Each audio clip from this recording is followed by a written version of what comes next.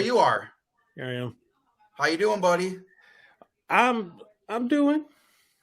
A little birdie told me that Francis got high. I'm blowing your spot up. Did you know I was going to do that? I'm a little. I was going to probably maybe say it. It's so funny watching Francis. Like, Francis, you've gotten high with me like a couple times. Like, there was that Carnival of Carnage show, and a couple times you hit it before we went into like that. I think that rib joint, you hit it before we went in there. Maybe at Ballers, you got high with me at Ballers. Yeah, I mean, we were shoved in the back of vans and driven around fucking Farmington Hills. I can't believe that actually happened. I still have my fucking camera that I never got the photos developed on. Got it developed, man. I did mine, and that shit was like $27 of like photos that are like totally shitty and stuff. Yeah, only like 4 of them are good. So I addressed this with you, and I just want to say this: like I'm kind of not in a great place right now, and I've been having panic attacks again. So if I start having a panic attack, I'm just going to dip out of the room for a minute and then I'll be right back. I'll hold it down. Where, you make commitments and you have to stick to them. Like, every day can't be sunny and shiny, and you got personal shit going on. I got so much personal shit going on, but you know what? This is supposed to be our relaxed time and our time to fucking enjoy this, and enjoy fucking wrestling, man. It's what we're here for. So I'm going to plow through it. Yeah, and we're gonna plow through it, right? We're gonna do this. I'm excited for our guest. Fuck yeah! Returning guest. Yeah, returning guest. Well, I just want to tell him this too. So can we just bring him in? Can we get rolling? Are you ready to bring him in, or you want to like? I want to do the thing first. You want to do your thing? Yeah, do your thing. Yeah, I'm trying to rush it, Francis. Like I said, I'm fucking. Ugh. So to our guest in the green room. Be careful because it's going to get loud for a second, okay? Because I want you guys to know what motherfucking time it is. It's Spooky Dawes motherfucking podcast. You motherfuckers. Oh, I hear it. Oh, what do you hear, Dave? I can't believe you're doing this. I did it last time and I felt so awkward. Turn it up a little bit. Can we get that a little bit? Don't seem so lonely. I'm so excited. You're the man for having that queued up, man. Well, without further ado, let's bring him in. The motherfucking honey badger. Steel Diamond Cutter. You gotta watch for the hook, bro. You gotta watch for the hook, remember? I was looking for it. I'm high. Wait. It's a minute and a half in, right here. Touching you, sweet Caroline. I've never heard that song without being in your entrance, so I really thought there was a part where people sang bump, bump. So when I heard the instrumental, I was like, the fuck kind of broke down ass version is this? Nah, that's just the way that people gravitated towards it. Like, just those trumpets just give people the cue to go da da da. That's why they say it's like a white person thing, because every white person can do it. Pretty much anyone can do it. But yeah, we saw you, I want to say this is the first time we saw you live. It was in Benton at the Deathmatch Circus, and I'm gonna when this episode comes out, I'm gonna post this footage. When you came out, Francis was singing Sweet Caroline, and I turned the camera over to him. I was like that, and you should see him smiling. He was like totally in his zone, like partying. It was so great, man. And I know we said this back on episode 2, which is the last time we talked to you. So 48 episodes we'll ago. Address that in a second. Cool. And it was, I was just a fan. And that was, like I said, it was my first time seeing you live. I had always wanted to do that, Saying, yeah, man, that's what I love about, even though I'm kind of a thrash metal guy, kind of at heart, I do appreciate just good music in general. And Neil Diamond's just one of those songwriters that he knows how to write a hook. He knows how to get people to interact with it. And it's become something that, I'm accustomed to doing now. So, you'll see me kind of stop actually singing because it blows me up sometimes. I'll just let the crowd sing. Like it's their time to shine, not mine. So yeah. Neil, I gotta say to you that Francis already pointed it out. You are our episode number 2, and we're already in our second season, somewhere around 50 episodes, maybe even higher than that. But you came on our show you agreed to come on our show when we didn't even have a show out yet. You know what I mean? Yeah. You lent credence to us, and you were one of the first people that gave us like some legitimacy. When you came on our show, people were like, "Oh, look, these guys actually got a little something going on." I can't even express how big that cosign was, man. Well, like I'm a strong believer in giving people chances to do things they don't normally get to do. Like No Man's Land is a good example. Like I have no interest in running a company or any of that kind of stuff, but a friend of mine wanted to do a show and show his appreciation to hardworking people. So I kind of was the middleman in it. I got a hold of people for him. He did everything on his own and was perfect to a T all the way through it. So all I did was help enable him and encourage him to follow a bucket list thing. So if one small thing I can do is give you guys some of my time just to help you practice your craft and get better at what you want to do, I got no problem helping out. I can talk forever. We totally had no idea what we were even doing. We actually had like a pact. We were like, maybe this is only going to go like 5 episodes, and we're going to be like, we don't want to do it anymore, But I mean, we've been having so still much kind of fun testing and it stuff. out. Yeah, but that was huge. I just want to bring something else up too. This is really kind of stupid, but the first time, well, at that show when we asked you to come onto our podcast, it was at Ruthless Pro in maybe Michigan, and it was a fucked up snow. There was like fucking ice everywhere. I believe, Francis, that was the show where a car started sliding off into one of those gullies. Yeah, there was like 11 big ass meaty dudes trying to pull this fucking car out of this fucking ditch. Like it just like slid right down in there. I mean, but like the worst conditions. So we're walking up that big ass ramp going into the VFW hall, and Francis is like, "Yo, I think that's Neil." And you were standing there smoking a joint by yourself, hood on, looking at a cornfield. But we walked inside and we're just like, "That was fucking Neil Diamond Cutter, dude, just fucking hanging out." Yeah, just me standing around. Like, it makes me laugh when people are like, "I was too scared to come up and ask you a question, take a photo or whatever." And I'm like, I'm probably the most approachable person you'll ever meet. Like, I attract weirdos. So a normal person walking up and going, "Hey, can I have a photo?" I'll be like, "Hell yes, please." You're better than a meth head walking up asking me for $5. You and Madman Pondo are two of the absolute most approachable people. Like, if you're a fan, for anybody that's listening to this, if you're a fan of Neil Diamond Cutter or Pondo, just go up to him and talk to him. Like, you won't even believe where the conversation will go. It'll be such an experience, and they're so accessible. And I'm apologizing in advance for sending weirdos up to you, Neil. Sorry. Hey man, look at me. I look like a weirdo. It's not surprising. And for anyone listening to this that hasn't approached Neil and plan to, super approachable, super knowledgeable. You're probably one of the most wrestling knowledge-based person we've ever had on the show. Remington mentions it. Randy's mentioned it. I think Pondo's mentioned it. Like, they're like, this dude is like an encyclopedia knowledge of wrestling. It's more of like when an idea is presented to me, like my first idea is to break it down.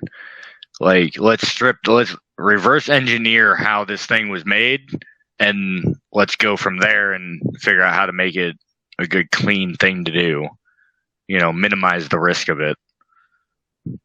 Sorry, I cut you off. I'm being rude. No, that's fine. We're but I don't know if I mentioned this, by the way, but we're a cannabis-free show now. So I mean, you can. Well, we just became that, but we're not going to be monetized anytime soon.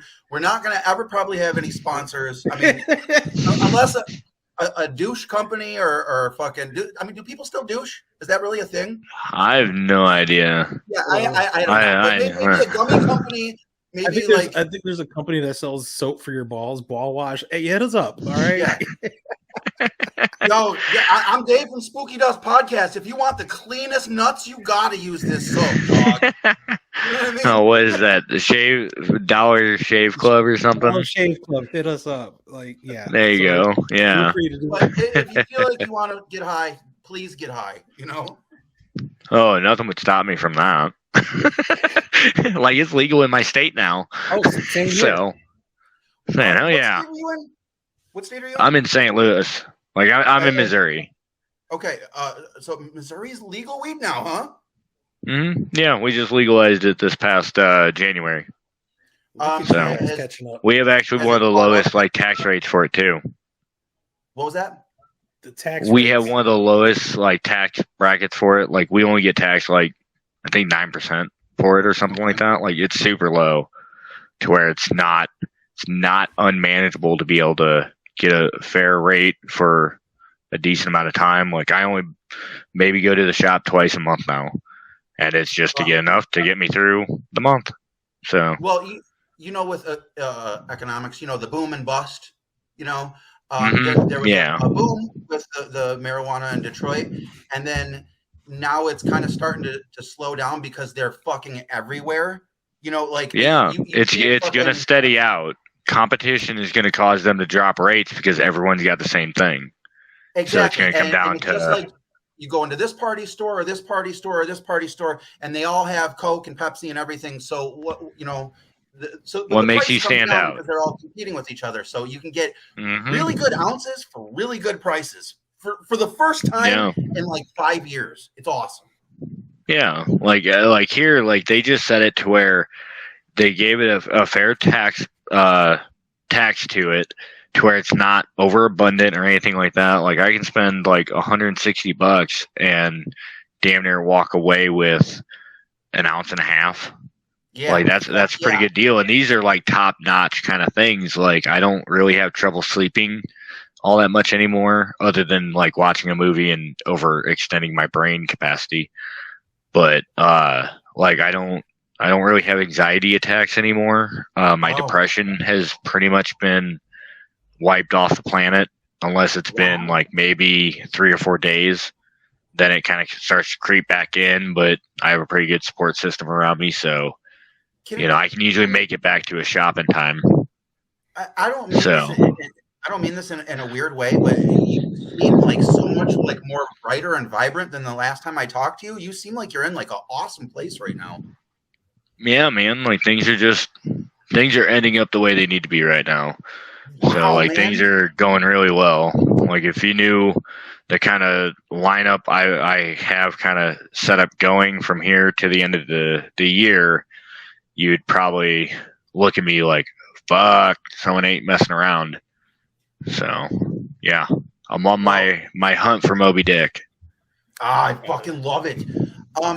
But before we get to the plans, I want to discuss because in the time since we talked to you had an injury. You fucked your elbow. Yeah. Up, right? No, I broke my arm. Oh, you broke your arm. Broke my forearm. Yeah. I don't know if you. Yeah, you. Well, hold on. Let me get to the angle. There we go. This dent right here. That's where the bar is. That's why you see a shadow, because there's like a hole, a gap. Yeah. It's just my muscle hasn't quite worked out how to get back there, but I have full range. There's a bar like literally right. Where is it? Right there. There's a bar, but for some reason I got a big old gap. Redacted threw a chair at me, and I've taken a Sabu multiple times, over the years, probably hundreds of thousands of times, and the chair turned ever so slightly, and actually the bar hit me right on the arm and snapped it. The doctor said it was a baton break. It was like someone came to hit me with a baton in the face, and I went to protect myself. Essentially what I did. The chair just turned in ever such a way that it just hit right. I'm surprised it haven't happened before. Like, this is my first broken bone ever. So, made it 37 years. I know, considering what I do, right? Well, that's So that's when I saw it, because the internet is a toxic place. There was people, shit talking that spot, and they were like, Redacted did it on purpose, and I was like, I don't think so, guys. Like, it just what would he gain out of that? Yeah, exactly. Nah. Let me put it this way: that dude ain't bright enough to do that. Like, that dude's a whack job. Like, Dr. Redacted, like, he thinks he's a doctor. That's why I said I have a PhD in whooping ass. Because I'm like, yeah, I have degrees too. Ooh. I want to go buy one of those trees over in Scotland. So whenever I go to the UK, I can be like, yeah, I'm a fucking lord. You show me respect. You don't even have to buy a tree. You just buy like a little square. No, like, I'd buy the tree. Like, I would want the tree to be planted. Yeah, like, I would want the tree to be planted. It's just I wouldn't care if they resold it, the plot or whatever. I wouldn't give a crap. As long as they can call me a lord after that. I just need the one piece of paper that says I'm a lord. After that, I don't care what they do with the land. How much is that? I'm about to look that up, because I've looked at it before. I don't know. I would assume probably like $50 to $100, most likely. God knowing it's like $300 or some shit. Some outrageous fucking price. As little as $50. Is that like owning like, is it really? a fucking like an acre on the moon? Like, you get like a certificate that says you own it, but like, do you really own it? Right. Yeah. That's the way I look at it. Like, how does this sustain a business? Like, you can't resell land. Wait, Dave, are you saying that I don't own that piece of the moon I bought? The only thing I can say is, how are you going to get to it? That guy seems so legit. If I buy a tree in Scotland, I can at least go visit it. I can go touch that motherfucker. .com doesn't mean that it's legit. I think that's the lesson you should all take home.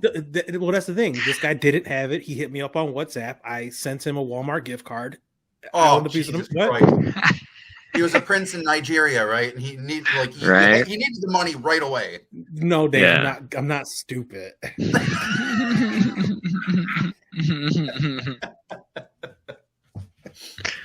Well, so how long? I am. We need to help that prince. I'm dumb. We need to help him. He's struggling right now. It's hard over there in those oil countries. Yeah, it struggles. Real. Can't buy his diamond yacht yet. He needs that $500 from me. It's the only way he can get it done. in $20 Amazon gift card increments. Yep. The only way. Save that nation. Right? No other way. Yeah. He's gonna buy a couple bullets and go rebel against the country. Oh, we're idiots. Well, going back to the whole injury thing, like how long did the whole rehab process take? Because you couldn't jump in the ring right away, right? No. Like, was it 2 weeks after it broke? I finally went to, or a week after it broke, I finally went to an ER. Confirmed it was broke. Like 3 days later, I went to a doctor to get a surgery scheduled. Like 3 days after that, I had surgery. Was out for 10 days, but they said if it felt good, like, go back to work. And I'm like, no, I'm gonna run into shit. I ain't dealing with that. So I took my 10 days off. And had my second checkup, and they said it will be about 6 to 8 weeks from surgery. And when I faced Clint, it was 7 weeks. So I just haven't been back for a follow-up checkup to make sure it's all lined up and shit. I figured it's fine. It doesn't hurt. Feeling good? Yeah.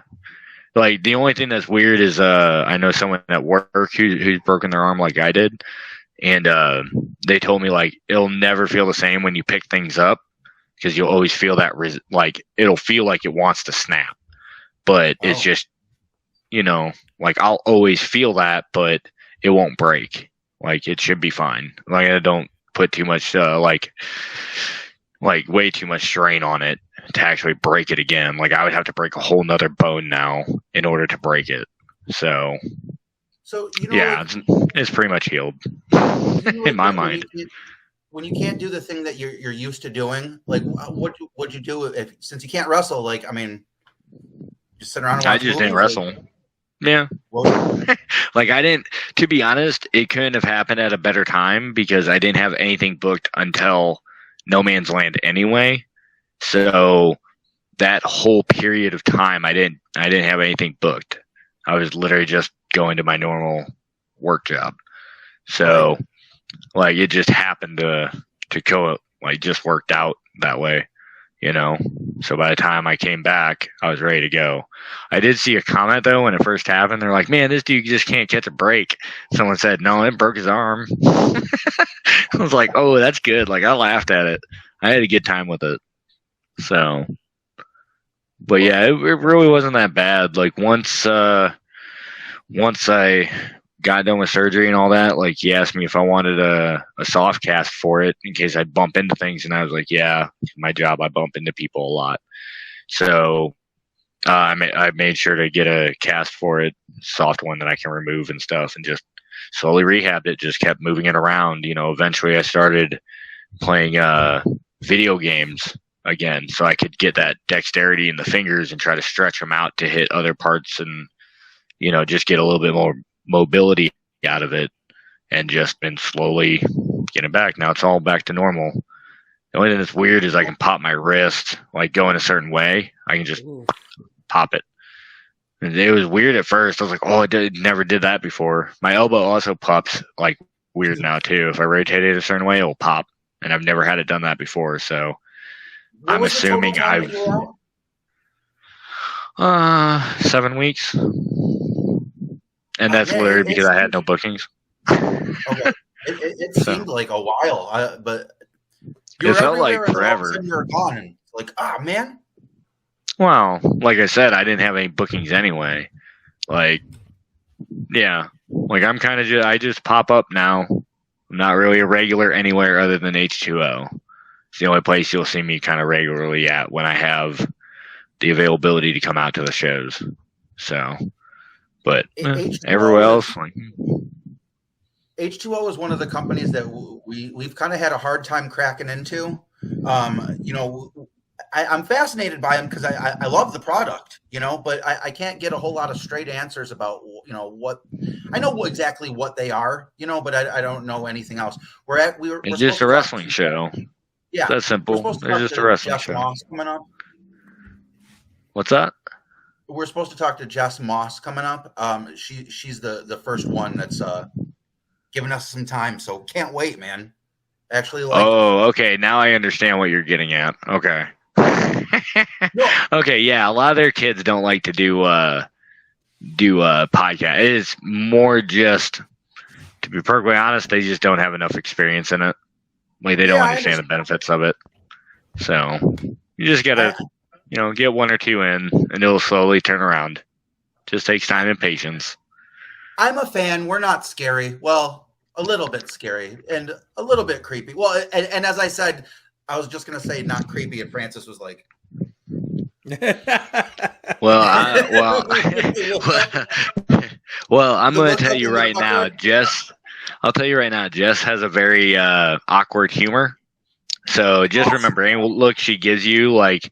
just kind of look at her all weird back, you know.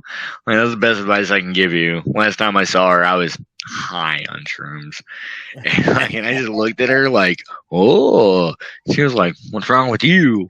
And I just started laughing uncontrollably, and she just couldn't help but laugh. She was like, such a weirdo. Like, what's wrong with you? It's like, I'm on shrooms. Like, you know, like I'm just trying to mess with her, getting her to laugh, and I'm doing my thing. I'm just randomly doing things. Have you ever taken shrooms? I'm scared to. Really? Yeah. Just be in a comfortable place with people that you know are not going to harm you or do anything dumb, and you'll be fine. Well, and there's my problem. Yeah. What, you just need friends? I need people that I'm convinced won't sit around and do shrooms also. I'll do them with you. Dave, what are we up to so far? So far, we've had a guest. We've had a guest say they're going to smash a light tube on me. I think Masada said he's going to skewer me. Nathan said he was going to set me on fire, and now Neil is going to do shrooms with me. My summer is looking amazing. Yeah, but mine's probably the safest one out of all of them. Like, I'm not going to do anything to you. We're just going to look at each other and start laughing. That's all that's going to happen. That's all I got was the giggles. Like, as long as you don't go into it with a bad attitude, like, most things are pretty harmless. Like, I've done quite a few different things, and for the most part, like, you know, some of them are more fun than others, but Yeah. you know, I'm kind of easily to say, like, nah, I'm okay. I'm good with not doing that. Like, marijuana is literally the only thing I do, and that's because it's not like any of the other things. It just keeps me focused, keeps me good. Like, it gets me tired when I need it to. It relaxes my pain. Like, you know, shrooms is just kind of a fun bonus. You know, Hey, so Neil, get the giggles. Neil, my senior year, I bought like a fucking half ounce of shrooms, and I did them all, and I had like a safety deposit box, and I would just keep, you know, various like drugs. I had like a awesome drug collection. I was really into like Darvasets back when I was in school, and I can say all this now. I had a little Coke baggie. I was like, well, yeah, you probably don't have it anymore. I hope not. No. But, so 2 years after I graduated, I'm cleaning my room. I found the safety deposit box, open it up, and there's an eighth of shrooms in there, and I was like, oh. Where did that come from? You know, and it's a Sunday. I'm just cleaning up and stuff. So I said, I'm just going to take a little cap, and it's like the size of a dime. And I just ate it, and I tripped so fucking hard. At one point I was like, I got to take a shower. I'm feeling fucked up. And 1 minute I'm in the shower and I'm washing my hair, and then the next minute I'm up in my room with shampoo still in my hair, being like, oh. And I put on Aladdin Sane by David Bowie record, and I fucking put a blanket over my head, and I like cried for like 7 hours straight. I've never taken shrooms again. I think that was 1998. Never touched them again. Have no intention of ever touching them. Here's a question. Did you like eat the stock whole? Like, did you chew it on and then eat the stock? Yeah, that's where you messed up. Like, that probably would have gave me a stomach ache, and I probably would have threw it up at some point. But after that, I'd probably be like, no, I'm good. Like, I'm pretty quick to set back to zero, just as long as once I understand, process what's going on, I usually stop, and I'm like, okay, this is what's going on.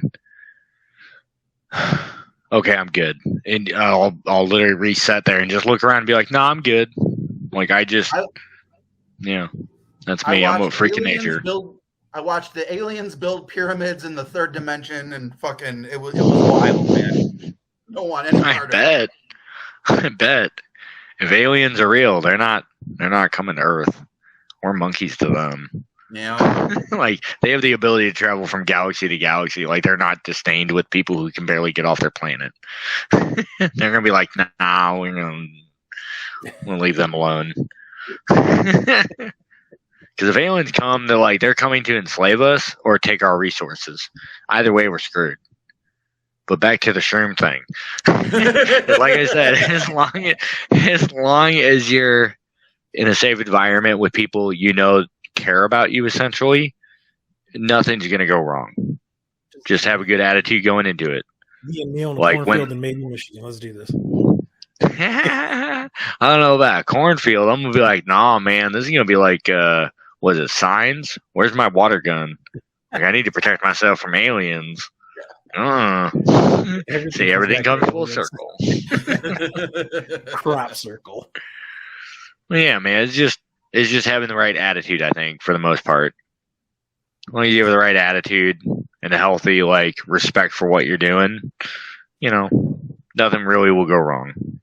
Dude, when I used to get high like that, you know, I would go to like carnivals and stuff like that, and you shouldn't be at like something where it's like sensory overload. You should be like in a park playing frisbee, looking at the sunset. You know what I mean? Doing things that are like relaxing. I don't know about being at a fucking carnival while you're tripping your balls off. I think that's insanity. I would love to do that. Really? Just because I would be like, whoa, yeah, because I'd be freaking out like, oh my God, this is amazing. Like in my brain, I'd be freaking out. Like I'd probably have to like put shutters on just so that I wouldn't have to look right in the light. You know, like, oh man, this give me a headache. You'd never get out of the midway because it's all like games. You'd just be like, whoa, throwing darts at balloons, and you know what I mean? Like that's what I'm saying. Like, yeah, I just need a handler. That's all I need. Someone to just grab my hand and be like, all right, dear, let's move to the next thing. You know, I just need someone semi-aware around me. Someone who didn't take as many shrooms, you know. But usually I'm a pretty responsible person. I don't usually overdo things. Like, was it coming home from Mania weekend? I got to do my first, like, stock. It was like, let me get my hand out. Like that big or so. And like I just chewed it up and just kept chewing and chewing and chewing, chewed on it for like an hour. And finally I was like, okay, this thing ain't no more. And I just spit it out. Like I just literally walked right back in. I stopped, froze in my feet, like froze in my tracks. And all of a sudden Jess looks over and she's like, what? And I just start wiggling my kneecaps. I'm like, this feels weird. She's like, what's wrong with you? And I'm like, I'm on shrooms. She kind of giggles and I just start laughing at her like, what are you laughing at? You know, like me and her giggled for a good like 5 minutes straight. And then Matt comes around the corner. He's like, what's going on? And I'm like, I took shrooms. He's like, oh my. Like, yeah, it was quite like everyone got a real good laugh out of it because I'm a clown about it. Like, I don't freak out about it. The dude who gave me the stock, he's like, maybe we'll wait till we get to the hotel. And I was like, no, I can handle it. Put it right here in my hand.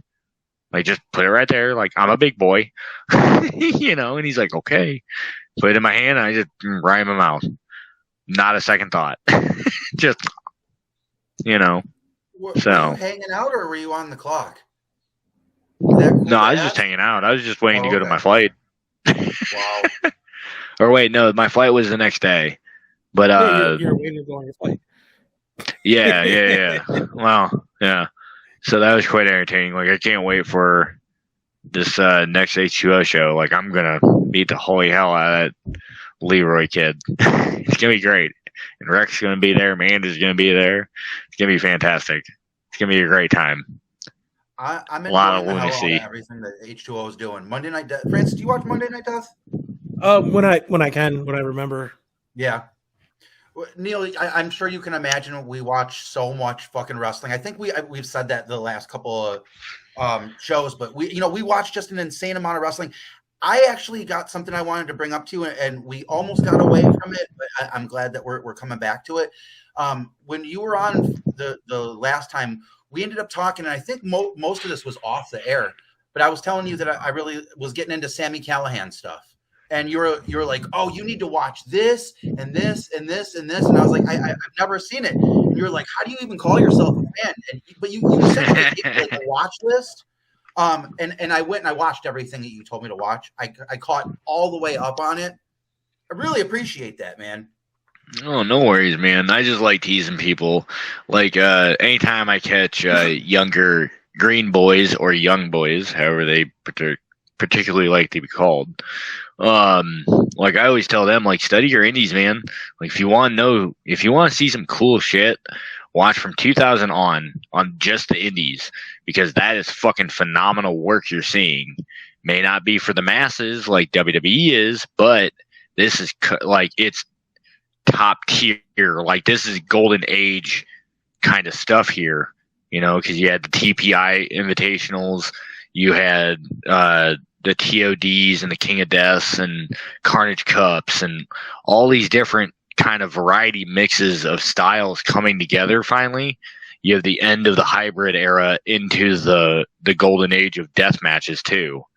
You know, like everything kind of comes together in that decade. Only recently has it gone to better heights because of, national television exposure and whatnot. But so we're kind of looking at a renaissance of death matches, I think. I forgot where I was going with that. Well, so Francis knows this too, because I talk about this all the time. I recently got my hands on a collection of CZW stuff. I never watched CZW. I was just into different things at the time. You know, I was focused on a music career and stuff. So now I go back and I look at it, and like, I can't believe how many big people have come out of that company. It's mind boggling. I know, right? I'm watching the Tournament of Death from scratch. So I just finished Tournament of Death 1. I'm on Tournament of Death 2. So so picture that. I've never seen any of them, and I'm just working my way through it. And it's amazing. Yeah, dude, you're gonna see some really horrific things in those tournaments. Oh my god. Those early tournaments are horrific. Like as far as like injuries go. Yeah, Mondo and Zandig had the spot off the fucking roof. I've never seen any of that before. I saw the more recent one, but holy shit, man! And you mentioned Carnage Cup. You got Francis excited over that shit. He loves Carnage Cup. It's just like a train wreck, and we've been talking to get Kevin on, so fingers crossed. I think we'll probably talk to him. Well, it's so funny because like I have no like real issue with Kevin. Even though like everyone claims all this stuff, and I'm like, I have never seen him be a racist to anyone. Like, yeah, he's kind of a Bible thumping God lover, but like he's actually kind of pretty respectful. Like, I don't know about his Facebook or anything like that, but like I don't follow those things. I'm not really adept to social media. You know, I choose not to be. I don't want to deal with the hassle of dealing with everyone's politics and all their righteous bullshit. Smart. So, yeah, it's not my business to know everyone's business. So I stick to my echo chamber, and that's it. You know, that's why my name ain't bigger, because I don't want to step on anyone's toes. I'm a respectful guy. I like everyone. I want everyone to be happy in whatever they want to do. You know, just don't push it on me. That's all I ask. You know, do whatever you want. Remember how awesome the world was before social media? I've asked the last couple of guests that, like, pre-internet, like, the world was so fucking great, right? Yeah, but you got to think about it from someone younger's perspective to a degree. Like, that's our day and age. Like, that was our time. Like, in our day and age, we thought that the whole prejudiced and gay rights and whatnot, like we thought we were eliminating hate. You know, we thought we'd be like, we don't give a fuck what color you are. If you're an asshole, you're an asshole. It's just that simple. We don't care what you choose, who you choose to be with. Be happy. That's the point of life, is just to try to be happy. Try not to screw people over and be happy. That's what I thought our generation was. But now it's turned into something totally different. People call me a millennial because I'm 37. I was born in 1985. People like to think I'm a millennial, and I'm like, no, I'm a Gen Xer. Yeah, I was going to say. I am someone who knows what it was like. Yeah, we know what it's like to not have the internet. We understand what that means. Like, we had actual pen pals we wrote to with letters. You know, it took a week to find out about it. Did you ever have a pen pal? Yeah. Yeah, I had one in Germany. Did you really? Like, okay. Yeah, I practiced. I sent them ones in German. They would send me ones in English. Wow. Yeah. That way we could practice trying to get our languages across. The excitement of like getting something in the mail. Like, I know, right? That isn't bullshit. You know what I'm saying? Like, yeah. I signed up for paperless statements from my bank, and every month they send me a letter that says, "Thank you for signing up for paperless statements." Like, I know, right? It's like one piece of paper. I'm like, you guys are jackasses. Yes. Idiots. But that excitement, that genuine excitement, is gone, right? And I think I make it a point to send postcards when I travel. I think I sent one to Dave, right? Yeah, and I've been meaning to show that. Francis sent me a fucking postcard from South Korea. How fucking amazing is that? That's fantastic. There's a fan, I believe his name is Eric, but like I've been seeing posts of him in like Nigeria and shit, like hanging out with tribes people, and this is like kind of a chunky white dude. But I'm like, look at this guy living his best life. Like, he looks like he's dying in one of the pictures, like just death, because he's so tired or whatever, exhausted. And I'm like, hey, man, yeah, you have a story to tell. Like, you're living life, man. More power to you. Like, I cannot be upset at all. Having traveled to some rural parts of this planet, I can tell you, we take roads for granted here, because getting to some places in other countries is fucking insane. Bro, I'm from South Dakota. I understand what it's like to go down a dirt road that has no like exit. Like, I get it. I showed some people a video of us, and we're in Central America somewhere, and to get to the other side of the road, our Jeep had to go through a river of running water. Yeah. And they're like, that's the only way to get over there. And I filmed the entire process, and people were like, bullshit. I was like, yeah, no, there we go. Just fucking man. roads. Like, I'm telling you, when I go on my trips and stuff, I'm going to take pictures of like really weird things. Like, anytime I find a payphone, I take a picture next to it. And I always pick it up to see if it works. And if it don't, I always put that in the picture. Like, nope, still don't work. Oh, well, guess I can't call mom on night 100 collect. Can we segue into some travel? What was that? Can we segue into some travel with that? Yeah. Maybe, yeah. Maybe, yeah. Yeah, why not? And I do have Death Proof coming up in end of May. Saying that's my first international booking, so I will be known as a continental superstar. I like the idea of being called a continental superstar. So stupid. But yeah. Wait, if you guys got questions, let's go questions, because I don't know where to go with it. Well, I was gonna bring up. I'm stoned, Francis. I'm sorry, and I didn't realize for a second what you were referring to. I have that on my list, but I was gonna save that for after the cage, if that's cool. Okay, yeah, we can do that. For just the yeah. Spoiler alert: Neil is I'm high too. Neil is traveling places, and we're gonna talk about that. So tune in for that. Yeah. We'll do that in a moment. Come back after the commercial break. And then right now would be where we play the commercial for our ball cream. Like, yo, dog. There you go. See, we're laying the groundwork down. We're getting a video package ready for you to send it off to these places. Yeah. You don't want to be traveling the world being a continental superstar with your nutsack smelling in the airport. Use ball wash. Bam. Yeah. We're just use breaking the shit out of it, because Sasquatch ball wash. That's right. Get was it Dr. Squatch or whatever it is. Yeah. Like, I'm sure they'd be willing to sponsor a death match in a podcast. Why not? Somebody throw fucking money at us and watch us fucking shake our fucking, you know what I mean? Shit, just send me product. I'll use share for free. So Neil, do you want to get into this Cage of Doom thing? Yeah, let's do it. So Neil Diamond Cutter is going to step in the Cage of Doom. Francis, this is Cage of Doom 5? Oh, shit. We've actually had 5 people do this? All I hear is that we've had 4 losers. Damn. But tonight there will only be one champion. I didn't call Masada a loser. Please don't say that. So, Neil, the rules of the game, there are 33 questions. You're timed 13 minutes. You have to beat our current champion's time. Well, hold on a second. We'll lower the cage in one moment. You know what? Fuck it. We're going to lower the cage right now. I'm going to put you in the room. You ready? All right. So, Neil, the cage is coming down right now. You see it? It's a scary fucking cage. Look at that. Mama didn't raise no bitch. Like, please. Diamond Cutter. We're gonna you say a cage. You have the timer? I say home. Francis, do you have the timer? Yeah, let me get this going. And I think remember, I'm not stuck in here with you. You're stuck in here with me, motherfucker.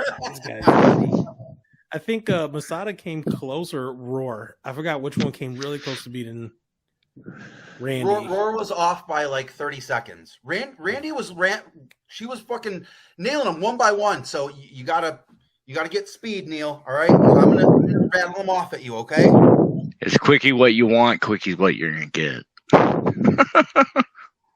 And I'm gonna try and stump you, but I might help you if you get stumped too hard. Okay. No worries, go. All right, Brandis, you ready? Let's do this. Okay.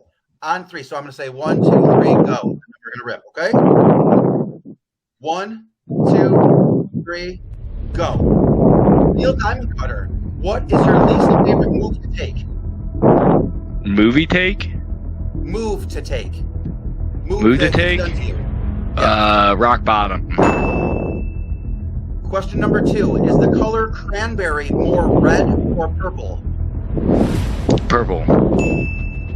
Question number 3. How many quarters are in $2.75? 11. Yes. Number 4. Name a wrestler you admire. Sabu. Number 5. What would your coworkers say about you behind your back? That dude's fucking crazy. Number 6. What is your zodiac sign? Fuck if I know. Number 7. What is the name of Charlie Brown's dog? Birds. The bird friend that hangs out with Snoopy. What's his name? Woodstock. Yeah. Number 8. What is your favorite movie? Training Day. Jurassic Number Park 9. 2. Question number 9. Name 5 states. Michigan, Wisconsin, New York, Pennsylvania, Missouri. Yes. Number 10. Reptilian shapeshifters. Are they real? Yes. Number 11. Who would you rather have bust you open the hard way? Sandman or New Jack? Sandman.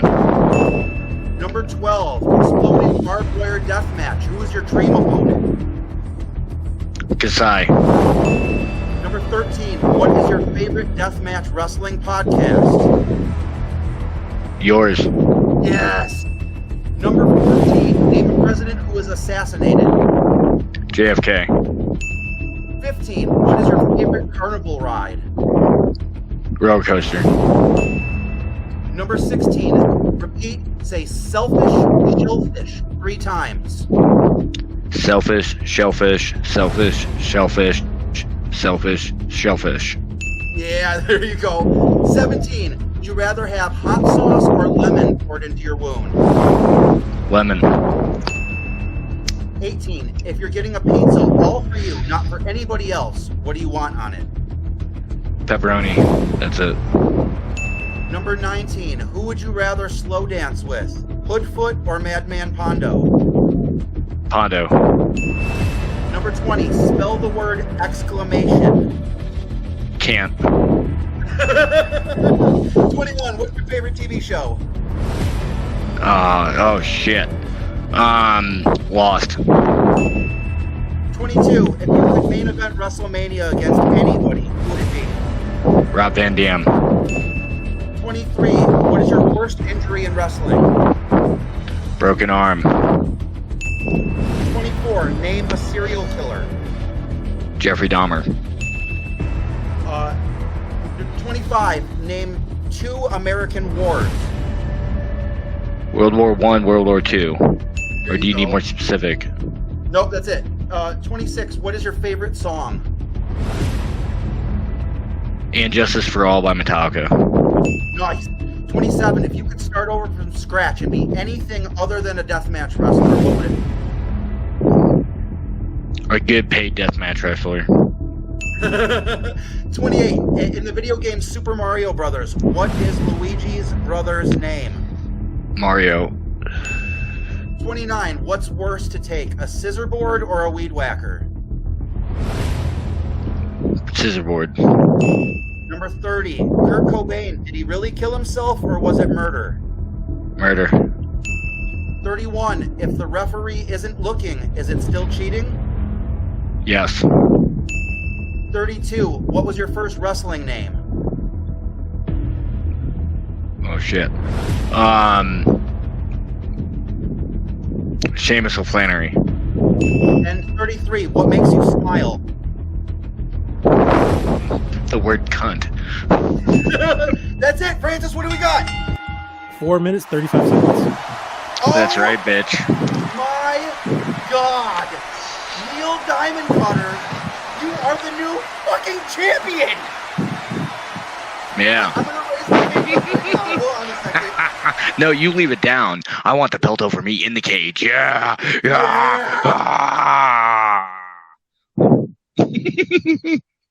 Told you I watch a lot of Jeopardy. Francis, Francis passed out. Champion. I'm right here. He's like, what the fuck? Yeah, see, he's exhausted. What do you think, Neil? Same, man. I'm just happy to play. So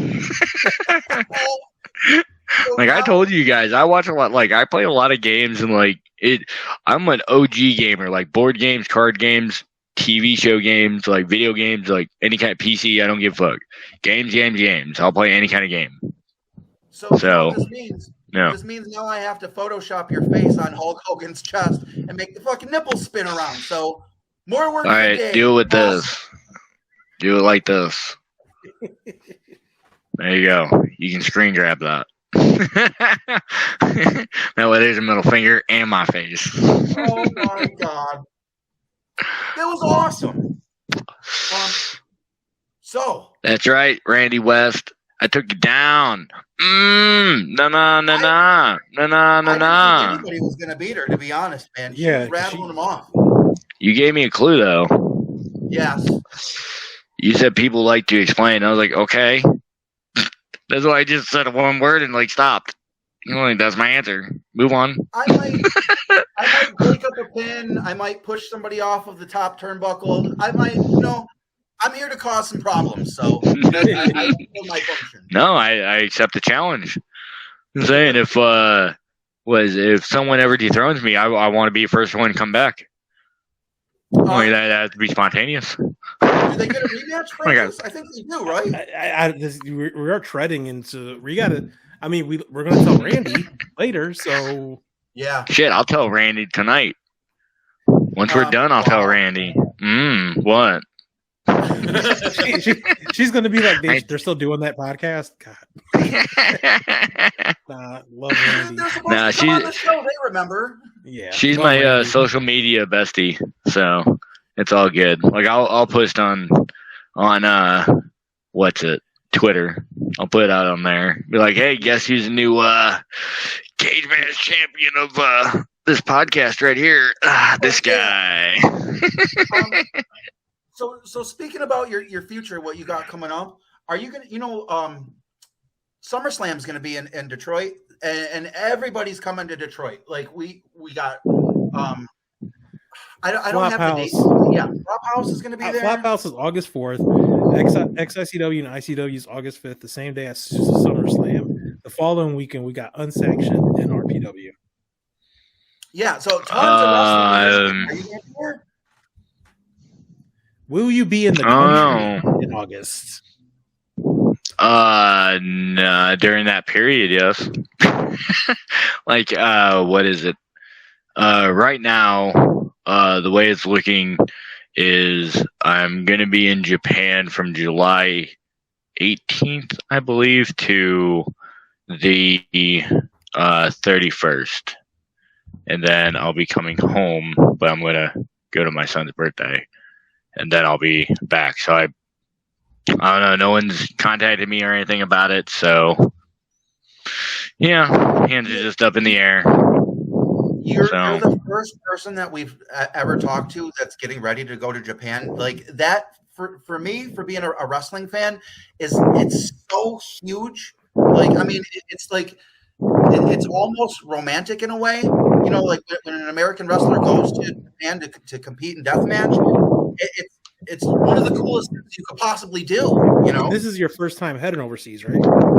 Yeah. As of this very moment, it's kind of a vacation, but you never know when you are there, per se, to put it in like a twist around way, because I don't know what exactly I can say. All I can say is I'm going to Japan.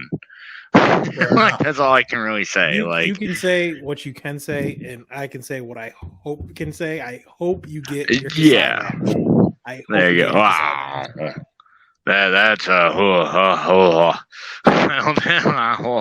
yeah, like that one, like honestly, like that's not even in the cards. Like this is more like showing I really want to be there, and um like I said, I can't really let out too many details about it because I don't know exactly what's going down. But yeah, like I'm very excited. I'm with the plans I have. I'm trying to hit all 6 major countries in one solid year. Right now, the only thing that I'm legally allowed to say is that end of May, I'm going to Canada to be part of a deathmatch tournament for Death Proof, and that one I am looking very much forward to. I think I got like a Louisville Slugger deathmatch where everything's on bats, and they literally taped a staple gun to a bat. So it's literally like I can staple someone and then literally turn it around and just whack them with it. Like it's fantastic. I'm gonna go all Negan on someone. I'm gonna go fucking to town and whack them. It's for it's called the Death Proof Tournament. I want to say it's for New Frontier, but I'm not 100. So I just know it's the death match tournament. Like I can send you a picture of my announcement and the main flyer and all that. It's New Frontier. There we go. Okay. Yeah. Like I talked to them. It's in Brampton, Ontario, so right outside of Toronto. I think Roar's going to be there too, right? Yep. Yeah. Was it? They got a nice lineup. Roar, Phoenix Kid, Neo, Jesse Mack, Warhead. Yeah. Yeah, I got a guy named PD Skills, and J Mac. Yeah. The only thing I can ask is like, what does PD stand for? I'm wondering what that means. Public display skills. I made that up. I don't fucking know. Oh no, I'm trying to think of something that's like penis dick. Penis dick skills. There you go. It, right there. Penis dick Mac. Right there, yeah. You need to watch out because according to his Facebook, he's Canada's most violent wrestler. Yeah, we'll put that to the test. Yeah, that's one thing. That's one thing I really want to do is there's 2 shirts I want to make, but I can't find anyone who can do the cartoons for it because it's a super simple idea, so no one should be charging me $100 for it. But like I want to do a simple physics shirt where it's like me in a cartoon, like pointing at a chalkboard. It's just like me like a stick figure jumping off of a thing. Like it really doesn't matter. It just has to be a jumble of shit.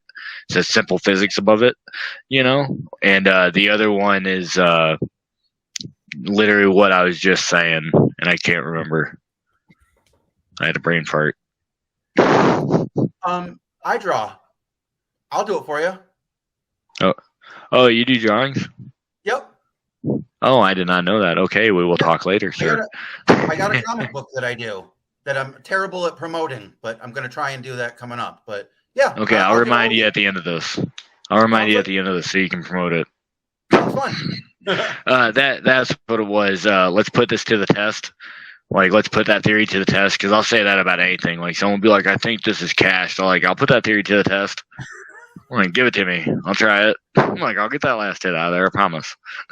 You Eyes know, crossed in the center. Oh yeah, I know that. Yeah. So I thought those would be really funny, like ideas to do. I also want to get a shirt where I'm like hunting sharks and shit, where I'm just like punching at them and shit. You know, like I'm just trying to find Crazy Monkey. I want to do one where I got like a wanted sign and it's his face on the wanted thing, and like wanted alive. And it's me just like in different areas of the world, like crazy shit in the background. But I gotta get his likeness rights for that, and I don't want to be disrespectful. Right. So, yeah. He's right now. I call me Ahab, dude, because I am hunting Moby Dick. That's literally what my mission is. That's why, with the Leroy promo about turning our fight into a street fight, like other than him thinking I disrespect him, I don't know what to tell him. It's just you're in my way. I got Matt Tremont, you know, in June. Like he's sorry, you're my friend, but you are in my way. Like I am on the hunt for the crazy monkey. So that's what all this year is about. Hopefully I'll be hitting all the major countries like I said before. You know, I'm guaranteed going to Canada now. Got everything set up for going to Japan. I'm hopefully going to hit Australia, and really can't say much about the UK, but that's looking pretty good right now too. Mexico is the only one I'm having like weird like problems trying to get a hold of somebody to try to get into Mexico. So fingers crossed. Right. Man, so more and more, the craziest shit I'm seeing more and more online is just coming out of Mexico. What was that video that you guys were watching the other day? It was from Zona, but it looked like a fucking crime. Yeah, the dude threw a box of empty glass bottles at a guy. Yeah, like Neil, it didn't even look like it seriously looked. I thought they were just like watching like crime videos and shit. You know what I mean? Just like watching old episodes of Cops. It was just this entire box of just empties, and the shit just like that's funny. Smashed across the guy's head, and they didn't break because they're just fucking Corona bottles and they're invincible. But that poor guy. Was it? I always joke with people like I had a idea for a match, and not to be rude about it, but AWR kind of stole the idea.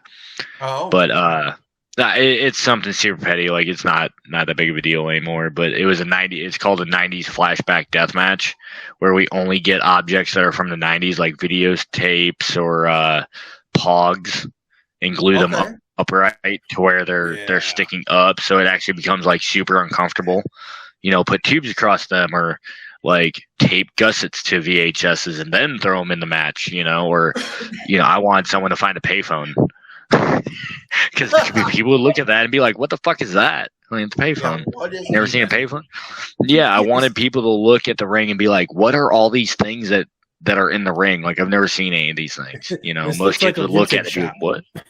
Exactly. Yep. I want it to look like a thrift store kind of. Yeah. This looks like the corner of a Salvation Army.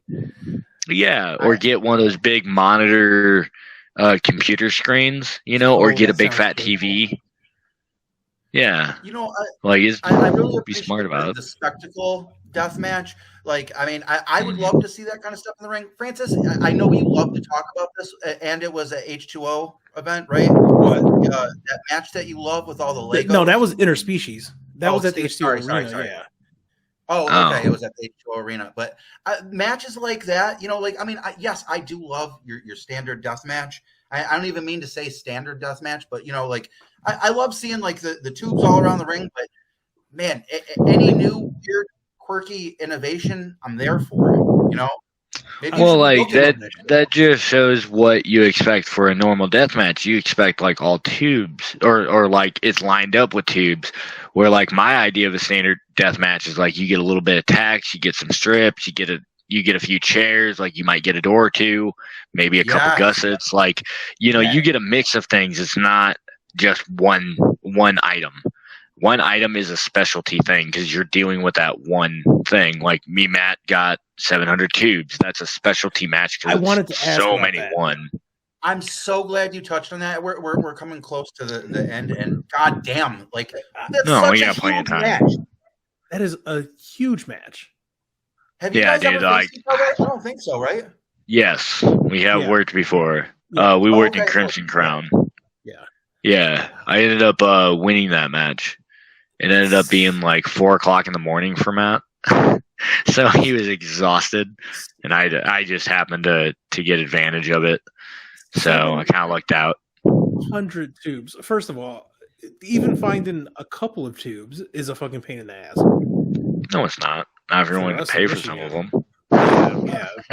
Then if you want to buy them, finding them for free, like they can be. Yeah, you just gotta kind of know where to look. Like if you go to Salvation Armies or was it Habitat for Humanity? Like that's kind of how you get. I know that's how Mike did it. Piss Jug Mike. Like he just went to Habitats for Humanity and just cleared them out. Go in there and buy a ton at a time and just store them. Or he'd go on Facebook Marketplace. Like he was really smart about it. He just did it months and months and months in advance. just to make sure he had enough to bring to certain shows. Like the Insane 8 that Schlack destroyed me in, like all those tubes at the end of the show, like that's all Mike. Or at least a good majority of them are. You know? Wow, really? Yeah, I've been creeping the marketplace, and I see them up there for cheap too. But I just like wrapping my head around 700. What does that look like? Because even there was the Kobayashi match, and it was like that's the only reference I got. Yeah, and even what was that? The rumor was what there was 200-300 tubes in that. No, that's 445. 445. Okay. Yeah, like we're looking at almost doubling that. Wow. And then there was, and I think I texted you, Dave, this, and I never seen it, but there was and I'm pulling it up here so I can save. I already know what you're gonna bring up, dude. Yep, the train wreck match. Yep, right? Sickness Cup. Yep, I was there. Was that 800 tubes? Yeah. Jesus, I gotta see that. I can for sure vouch for that. Like John, you can ask John. He was in the finals of it. Like it was just tubes upon tubes upon tubes, and I just looked over and I was like, "Oh my god, that's a lot." And they had 3 people in that match. I know. I texted you, Dave. You got to find it. I got to see it. Oh, that's okay. Yeah, I'll try. I'm not sure if it's on IWTV or not. It's not. Dave has that sales for the open seas. But yeah, like that. No, that was definitely legit, and they just had piles and piles and piles of tubes. Like it was insane. Like I can't. Like I have to see the number of tubes and then look at the ring and be like, okay, this is how we got to do it. Like that's the only way my brain can wrap around that many tubes because square footage and whatnot. Like I'm a very numbers kind of guy when it comes to setting things up. You know, so I guess when we get there, we'll figure it out. If anything, they're just going to slide more glass in. It's just one side of the ring just better have a little bit more tarp because all that glass is just going to accumulate and just start shoving off to the side. Like I'm literally taping up all the way to the elbow, which is something that like I've never done. Yeah, I'm going to wear elbow pads, which is something I've never done. I'm still debating on whether or not I'm going to wear a shirt at all. Like that's the question. Like, am I going to do the whole thing no shirt, or am I going to wear a shirt at some point? There's something that can be said about that, and said about Tremont, your opponent, in that motherfucker has done everything 4 times over and still fucking goes. I know, right? Like, I look at him and I'm like, damn it, man. You know, not in any like negative way, but like just in the sense of like, as long as you're still around, dude, I'll never be the best in the world. God, you know, I'm happy for him. Like, I'm not jealous of him at all, but like, it always will put a damper in any kind of like trying to be the best in the world in my mind, because Matt is the best in my mind. You know, they're like him and Kasai are the best in the world to do this, that have ever done this. You know, obviously I have a whole tier system after that, but they are the epitome of death matches across the globe. You know, Matt is one of the best dudes I've ever met. Like, without him, I would probably be in a pretty dark place. So I owe a lot to Matt. And the fact that Matt put faith in me, like booking me in Sakuda, like he knew that would help me in a lot of different ways, whether it be mentally or in the business wise, you know, and it's paid dividends since, and it's going to continue to pay dividends from this point forward, you know, like that dude, like, yeah, I love Matt. And that's the thing too. Is like we always talk about is like he keeps doing it, and you see some of these matches that he has with whether it be people from his school or just like people that, and you see what he's doing. Like at first you're like, no way, Tremont fucking didn't just get put down by this random person. But then you really look at it, he's like, no, he's just helping that person get that fucking edge up and kind of like show. Yeah, like that's very much my role since I've been back in wrestling since like 2018 when I came back to doing death matches specifically. Saying I actually came back in 2015, but most people don't remember that time. So, but when I came back, like that was my understanding, my role. Like I knew I could still do it after facing Schlack, but I looked at myself like, no, I'm kind of older now. Like I kind of just need to help the next generation out. even though it's been years since I've been around. You know, it's an 8 rolls around and everyone knows who I am, and I keep trying to help people. Now I'm in the next phase of my life or career where I'm looking at the end of the tunnel, and as much as I want to help other dudes out, like I'm going out there to win, but you will definitely learn something from me, you know, like Matt's going out there to win, but you're definitely going to learn something while fighting him. And the same goes for me. If you come across my path, I don't know if I'll beat you, but you're definitely going to learn. You're going to learn who I am, at least, you know. So, like, Matt's one of the greatest dudes I've ever met, though, overall. I forgot what I was getting to. I mean, just Matt seems like a great person. Yeah, and Matt is fucking so high up on my list. I can't even tell you how awesome of a dude I think he is. And every time I see his work, too, I'm more and more impressed. How can you not be impressed with a guy? You know what I mean? And also, Francis, you know, what was it? Tournament of Survival 2? The NGI 2. No, that's NGI 2. The Nick Gage and the Cinder Block match. Yeah, the Cinder Block match that we always fucking talk about. That's like probably one of the scariest matches I've ever seen. I watched it so many times. I know you love that shit, right? Oh, yeah, it's fucking crazy. Well, I play with Cinder Blocks, so I know how they work. Yeah, exactly. I just like that's what I love about watching matches like that. Like I was telling somebody a couple days ago, like if you ever see me do something like really, really brutal, I'm trying to get one over on everybody. You know, like you see me take double underhook pile drivers and stuff, and Germans with ladders over my head and stuff, and like I'm just trying to do something super dangerous to freak everyone out. It's super dangerous, but to the point of like you see some of the stuff and you're like, oh shit, you know, you're like that you get that jerk back fucking, you know. Yeah, that's I saw some shit earlier that literally just made me go, oh my god, why would somebody do that? and it came out of, I think it came out of Zona, and it was a kendo stick with a razor blade on it. I saw that. Oh, it was hideous, man. Yeah, I wouldn't be big on that. Yeah, like why would you do that? People are trying to do new things. That's all it is. Man. That's what I'm saying. Like, I don't know where we're going to go if we're maxing out. I want at least a decently safe environment. I want to stay in a ring at least. You know. Does your ring need to be in a junkyard? Are you specific about that? Or are you good? No, I'll wrestle in a junkyard. Just don't expect me to fight in the junkyard. Like, I'm very much a dude who likes to stay in the ring. Like, let's contain this. Like, I'm supposed to be the one who's getting all fucked and all messed up. Like, and that's supposed to stay in the ring in my mind. Like, you'll see me do a suicide dive every now and again now, because I rarely go outside. I just don't like being outside. Leave me in the ring where I can just pile all my shit up and fall on it. You know?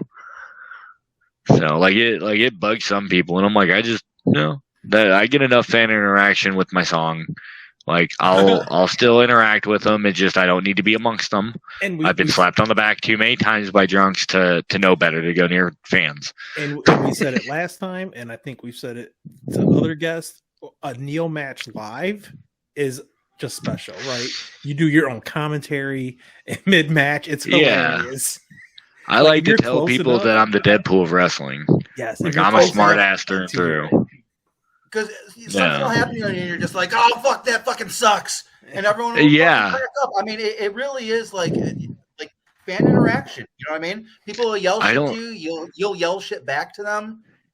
Who was it? I was facing Drew Blood, and like I was coming down from the top rope or something. Like I was sitting up there, and I slid down to try to attack him, and he just kind of grabbed me under the armpits and put me right back up on the top rope. And I was like, "Oh Jesus, you're strong!" And you get the whole crowd just kind of chuckling at it. I'm like, "No, like I'm just an honest reaction guy. Like I'm you guys, so I'm just in a ring. I get to be out here, you know." Sometimes it does get a bit much. Like I called Atticus a cuck like 7 times in a match when I found out what a cuck is. He's like, "You kink shaming?" I was like, "No, it's just you like watching people get fucked. That is the definition of a cuck." So, Like, yeah, I'm a smart ass through and through. Like, I will always find a way to make an excuse for everything. Because that's just the nature of being a honey, but not giving a fuck. Like, I don't need a reason to tell you why that's stupid. It just is because it is. Neil, you know what? Not to be weird, man. You're literally everything I want out of a deathmatch wrestler. From being like a smart ass to being approachable to doing fucking really gnarly shit to fucking traveling. You know what I mean? Like, you're awesome. I'm such a fan of yours, dude. Well, thank you. I appreciate Hope that it. doesn't make you feel weird. No, like I get it. Like that's why I do this. It's to help people escape whatever they got going on for a few minutes and let them like laugh at the stupid idiot who decided to land on glass for fun. Like, you know, like Dale Patrick's had the whole jackass thing, but now he's not really a joke. Like, people take him very seriously now. You know, which is good for him. But like, for some reason, people gravitate to me just saying smart ass things at the right time. Like, when I faced Dale in the pit, I shut the door. I let Larry out, and I shut the door behind me. I walked up to him and was like, "Nah, motherfucker, just remember, I'm not trapped in here with you. You're trapped in here with me." And I ran at him, and he moved, and I hit the eighth wall. I was like, "Fuck," you know, like instant backfire. You know, kind of make people laugh and enjoy it. I'm a breath of fresh air when all it is violence, and no laughing or fun or sing-alongs and whatnot. You know, for the most part, death matches are violence, and that's it. Yeah. You know, we do have characters inside of it, but most of the time it's, I'm tougher than you. Let's fucking do this. I come out as like, no, this isn't a matter of winning. This is a matter of surviving. Like, I'm out here to kill you. You're here to win a match. Yeah. I'm here to murder you. Like, I'm legally bound to kill you. This is a death match. You know, like, most people will like make a big deal about putting your foot on the rope during a death match. I'm like, we're in America, bro. There are no rules in death matches. That means no rope breaks, no disqualifications for interference or anything. Like, I could have a mob of people come out and help me. It's a death match. There's no rules. You know, countouts with death matches, and I've always found that a little bit weird. I don't get it. Yeah, makes no sense. Or at least to me, it doesn't. Down is like till the explosives go off, right? Yeah, or a shitstorm's about to start. Right. Francis, so we're coming towards the end. Let's wrap this. Bring it home. Neil, where are people going to bother you at? Where are they going to find you? I am Fearless Neil on Twitter. Yeah, NDCPOD on Instagram. And yeah, that's pretty much. I got a TikTok, but I don't remember the name of it. I put up random clips on that every now and again. That's surprisingly weird. You're not doing dance videos on TikTok, are you? God, no. Nothing's live. I ain't stupid. I'm 37 years old. Do I look like a desperate housewife? I look like I should be going to prison for meth. If people are trying to book you, where are they going to get a hold of you at? Same processes. Just message me. I respond pretty quickly to everybody. I don't really have a fan site or anything like that. I don't really respond to emails, as you learned earlier today. Like at my shoot job, like they want me to look at the emails every day, and I'm like, ugh, emails, you know? Right. Like, just no. If you got something to tell me, or leave me a piece of paper. You know? Yeah, well, lack of communication and all that means for me. So, but yeah, you can get a hold of me through all those kind of means. You can try to message me on Facebook, but I have 866 requests for friends, so you have to message me. That's the only way I'm going to be able to get a hold of you through Facebook, but Instagram will do the same trick. So, and if you're at a show and you see Neil, just walk up to him and say hi, dude. I promise you, you're gonna have an experience that you can talk about, man. It's awesome, Neil's. Yeah, and I'll have an 8x10 to sell you. Yeah, there you go. At least that. I always have 8x10s with me. It's just whether or not I put them out. I tend not to put them out just because usually I'm not the main attraction. So I'll be standing next to the main attraction and I have a long ass line. I'll just be standing there like, this is pointless. Like, what am I doing? I'm gonna pack up my shit and leave because everyone's in the other line. Like, oh well, it's always tomorrow. Well, Neil, my 8x10, you'll bleed on it, right? I love it when the deathmatch guys bleed on the 8x10s. I don't give a fuck. Baggie full of 8x10s that can't touch anything in my house. You know what I mean? What is it like?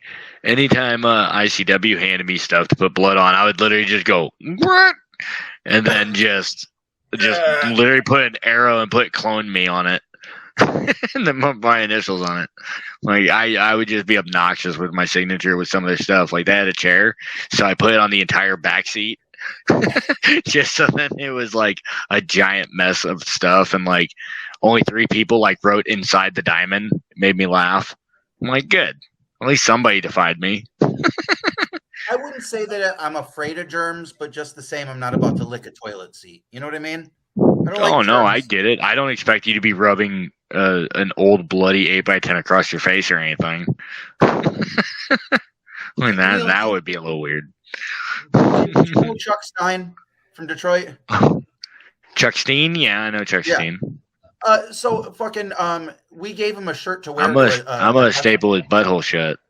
That? Sorry, I had to get that over. That happened to us yesterday. He said I haven't stapled his butthole shut, so that's one of my missions this year. Staple his butthole shut. You got big. I gave him a shirt to wear to an event, and he came back with it. And he had blood all over it, and he wanted to give it to us. And I was like, ugh, I like recoiled from it. I was like, I don't fucking want that. And he was like, oh. Like he was kind of hurt for me because he thought that he was like doing something awesome, but he didn't know that it's fine. If I give you anything with blood on it, it's gonna be in a baggie. After that, you do what you want with it. I appreciate that, man. Like I'm not one to just hand over bloody things unless it's like super dry blood. That's the only time I'll be like, nah. See, like these little black stains on here, that's dried blood. There you go. Because by that point, I've sprayed it with some type of antibacterial spray or something, Like I always spray that stuff once I get home and make sure that it's not, unsanitary. I work in food, so I have to worry about sanitary and shit like that, biohazards and whatnot. When Schlack sat on me and Francis, those my Adidas track pants went, the second I walked in the door, they went right into the wash by themselves because Dave don't like germs. That's the takeaway. You have no idea. When I was down in Tampa with Schlack, I saw him just bleeding like a little dot of blood.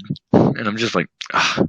So I grab a little paper towel and plop my hand right on the hole. And he's just like, oh, thanks, Neil. And he takes another drink of his beer. And I'm just like, oh, never mind. I took my hand off and it just stayed there. And I was like, there you go. It stayed. He's like, cool, thanks. I walked off like, ugh. Schlack is not of this world. I can't even. No, that dude's a whole different beast. You and Schlack together is like that's like a buddy comedy. Like why isn't there a movie of that? Yeah, I would ask the really stupid questions, and Schlack would look at me like all weird, like, "What the hell's wrong with you?" I'm kind of like the Hoosier that just stumbled into town, where he's like the guy who thinks logically about everything, or for the most part. It's funny talking to him because I'll talk to him about like old man stuff because me and him are older. Well, he's not as old as what people think. Like, I'm the old man of our crew, right? Yeah, but how old is old man? In my mid 40s. Well, that's not bad, dude. I'm almost to my 40s. Like I'm the best version of myself right now. There you go. Gotta keep that positive vibe. Well, hey, so Neil, that's pretty much the show. You know what we didn't say? And I got to do this. Hold on a second. Francis, you know what people got to do? They got to hit that motherfucking subscribe button. Subscribe to our bullshit. Yeah. Hit that fucking button. Just ding it. Just big boop, boop, boop, boop. You know what I mean? And tell people that you like our show so we can stop doing our shitty shit jobs and just do this, right? Oh, we got a long way to go. Don't make me cry, dude. You know what? Our turning point is going to be that ball wash. I know. So Yep, that's what's gonna do it. Sell your bullshit, man. Get a hold of us. Me and Francis will sell it so hard, right? I'm hitting them up right now. Yeah. You want your balls washed? Come to Spooky Dust Podcast. Yeah. Hit us up, ballsy. That's what they're called. Yeah, I'm gonna hit them up after we get done with this. So you better not see you alone on your own sponsorship now. Gotta go get his own side deal. Bullshit, Francis. Don't sell me out like that. We both know I am way too lazy for all that. So. It's only one email away, bro. It's only one email away. Wrong. So, the only shots you miss are the ones you don't take. I'll leave you on a dad quote. Hang tight with us for 1 second, okay? Okay. All right, don't go anywhere. But other than that, Spooky Dust motherfucking podcast, we motherfucking out.